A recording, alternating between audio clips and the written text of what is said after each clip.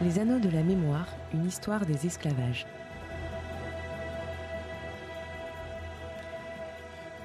Nous retrouvons Bernard Michon, maître de conférence à l'Université de Nantes, spécialiste de la traite négrière et membre du CRHIA.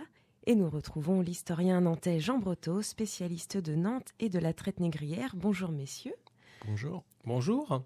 La semaine dernière, nous avons débuté notre focus sur Nantes-Port-Négrier. Nous allons évoquer dans cette émission la législation et la légitimation de la traite négrière. Mais d'abord, Bernard Michon, vous allez nous lire un extrait du texte de Gérard Mélier, qui est à l'époque subdélégué de l'intendant de Bretagne. Il écrit en 1716 les réponses aux mémoires présentées à nos seigneurs du Conseil royal de la marine concernant les nègres esclaves que les officiers et habitants des colonies françaises de l'Amérique amènent en France pour leur service. Ce commerce, et Mélier parle ici de la traite des Noirs, ce commerce par la vénalité des hommes les rend comparables aux bestiaux. D'ailleurs, la Nigricie est une grande région d'Afrique divisée en plusieurs royaumes dont les peuples sont si nombreux qu'il leur serait difficile de subsister si par le trafic d'esclaves ils n'étaient déchargés tous les ans d'une partie de ceux qui l'habitent. Ces peuples étant accoutumés à se faire la guerre les uns aux autres, ils se porteraient à faire mourir les captifs qu'ils font pendant la guerre sans qu'ils se trouvent obligés de les conserver pour les vendre ou les échanger contre les denrées et les marchandises qui leur sont envoyées soit par nos vaisseaux, soit par ceux des Anglais, Hollandais et Portugais. Je crois qu'on ne peut pas s'empêcher de réagir à ce texte qui non seulement justifie la traite négrière, amorce les théories raciales, mais en plus sous couvert quasiment d'actions philanthropiques. Est-ce que, avant qu'on enchaîne sur la législation, justement, vous pouvez réagir sur ce texte très fort ? Oui, le texte est très fort et il faut réagir très fort sur cet argumentaire scandaleux. Mélier livre là quelques-unes des clés des arguments des partisans de la traite, des amis des colonies, comme l'on disait aussi, tout cela pour justifier ce que l'abbé Grégoire appelle plus justement le commerce du crime. Il y a beaucoup d'éléments dans ce qu'il dit qui sont intéressants et qui sont complètement scandaleux, notamment cette idée que le rapt et la déportation des Africains permettraient de sauver ceux qui restent.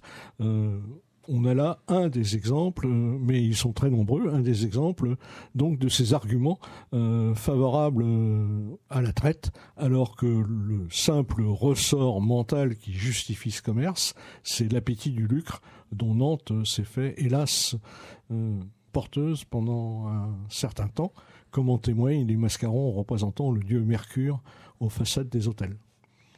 Bernard Michon voulait ajouter quelque chose sur ce texte ?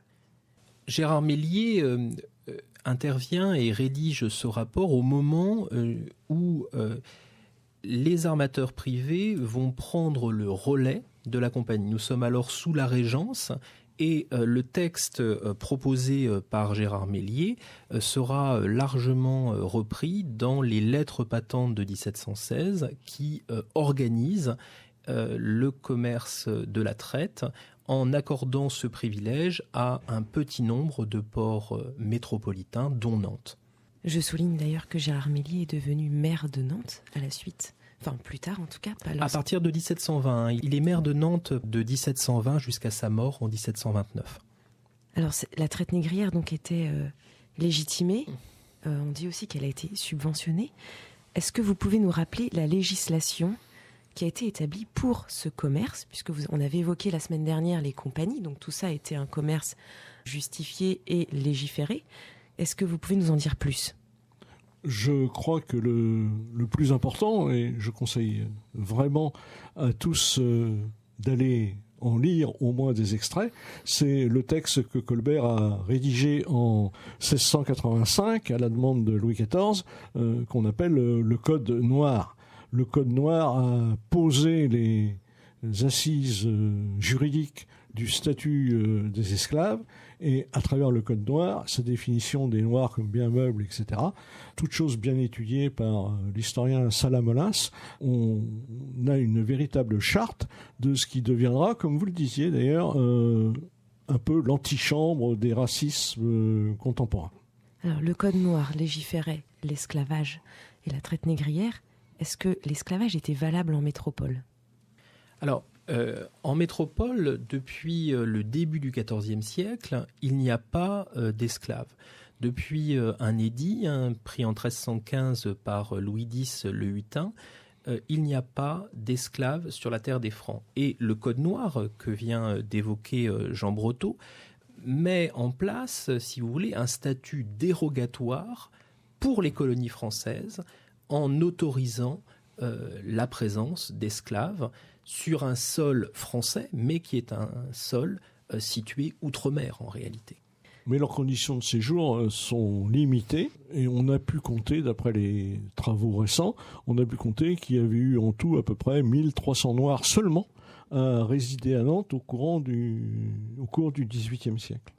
Oui, les esclaves n'arrivaient pas, on l'a bien précisé. Alors, ils pouvaient venir séjourner un peu en formation professionnelle, si j'ose dire, à condition que leur maître ait acheté un congé et leur maître était responsable d'eux et devait s'engager à les ramener aux Antilles ou en Afrique. Il y a quelques cas, une fois leur temps de séjour écoulé. Ça ne se passait pas toujours facilement. Beaucoup de Noirs choisissaient, et on les comprend, la fuite. Bien sûr. Alors, l'État a subventionné la traite négrière. Sous quelle forme ? Il a donné des primes à l'armement pour les navires se consacrant à cela. Je crois que c'est très important parce que c'est un peu négligé, parce que c'est austère évidemment, mais le rôle de l'État est primordial dans la traite négrière. Il y encourage, à tout point de vue, y compris idéologiquement, financièrement aussi, il y encourage les armateurs. Il les récompense par des lettres anoblissantes. Il verse donc une prime à l'armement. Il fait protéger le commerce français par les forts installés en Afrique et aux Antilles, même chose. Donc il faut souligner, ça n'est pas une entreprise d'aventuriers individuels, c'est une politique d'État. On agit dans un cadre qui est un cadre légal. La traite, et c'est ce qui est le plus difficile à appréhender pour nous, hommes et femmes du XXIe siècle, était un commerce légal.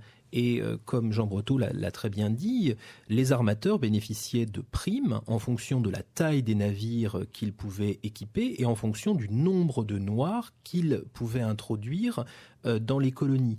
Les systèmes de primes sont très importants après les périodes de guerre.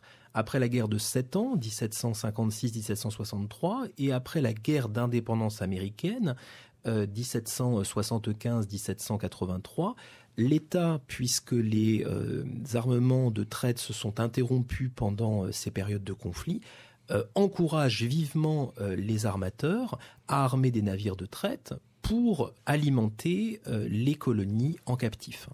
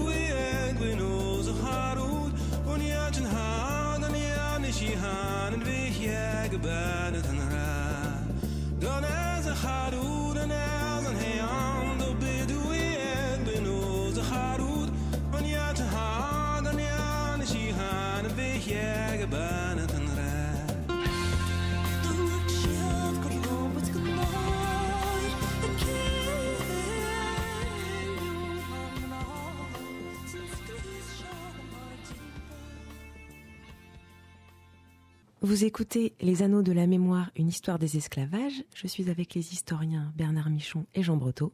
Sous la monarchie, un autre ordre était aussi puissant, c'était le clergé. Quel a été le rôle de l'Église dans la traite négrière ? Les historiens, même les historiens religieux, se sont penchés sur cette question. La on peut dire que l'Église catholique, pour parler d'elle, l'Église catholique a soutenu la traite. Au départ, d'ailleurs dans l'argumentaire de Richelieu pour convaincre Louis XIII, la conversion des Noirs, des captifs, était quelque chose d'important, leur éducation chrétienne aussi, mais très vite, aux réalités coloniales, ça n'aura pas lieu. Et l'Église, il y a plein de textes qui le prouvent, l'Église va défendre à la fois la traite et l'esclavage. Et pour la traite, ça durera très longtemps. C'est-à-dire que, alors que la traite sera interdite, on a par exemple l'évêque du Mans qui, en 1845, donc 30 ans après la suppression de la traite, fournira, dans un catéchisme diocésain, fournira un argumentaire aux séminaristes pour justifier la traite et l'esclavage. Le rôle de l'Église est donc globalement, mais il y a aussi l'abbé Grégoire, mais le rôle de l'Église est globalement très favorable à la traite et à l'esclavage. Vous l'avez très bien dit, la traite négrière est un système légal, subventionné, légitimé. Alors il s'agit quand même d'un commerce d'êtres humains, même s'il est vrai que, comme vous l'avez évoqué dans le texte de Gérard Mélier, finalement on parlait d'actions quasiment philanthropiques pour justifier ce commerce. Toutefois, moi, une question me vient à l'esprit.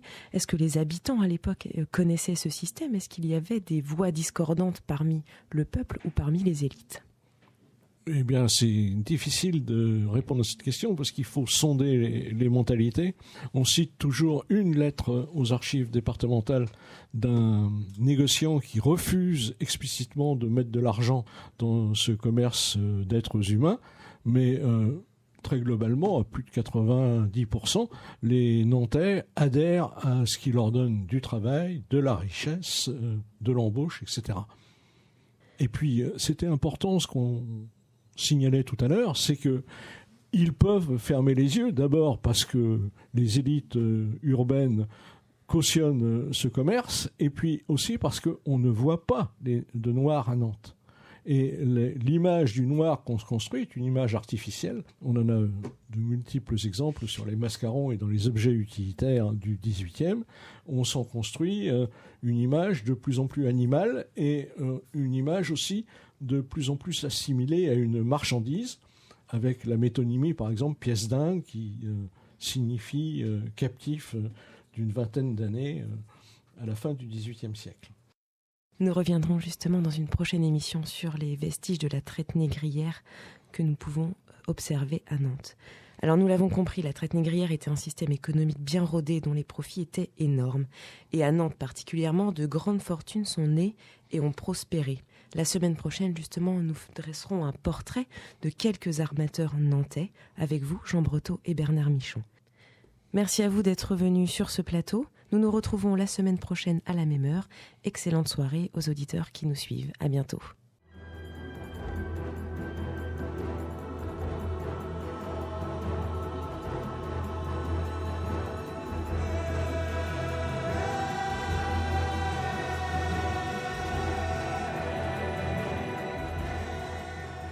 C'était Les Anneaux de la Mémoire, une histoire des esclavages. Cette émission vous a été présentée par Barbara Chiron de l'association Les Anneaux de la Mémoire, avec à la technique José Pasquale.